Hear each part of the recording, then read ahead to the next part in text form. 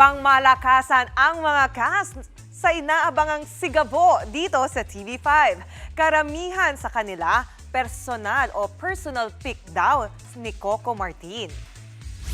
Sa exclusive one-on-one interview sa Julius Babaw Unplugged, sinabi ng hari ng aksyon na pinili niya ang mga dating artista na nakasama niya noong nagsisimula pa lang siya sa showbiz. Kabilang na dyan ang kanyang ex-girlfriend na si Catherine Luna.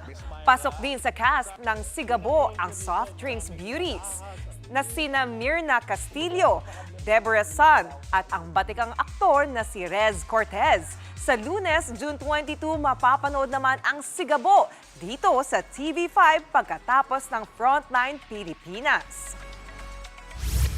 Kung na may oportunidad, makatulong, makapagbigay ng pagkakataon sa iba, hindi ako nagdadalawang isip. Pero, like ko naman sinasabi, pero ibang klase ako katrabaho. Hindi dahil kinuha kita ng ganun lang. Hindi, mahigpit ako. Kasi bakit? Stricto. Kasi nire-reflect ko rin yung sarili ko sa kanila eh. Na seryoso ako sa trabaho ko eh. Hindi po pwede yung babanjing-banjing.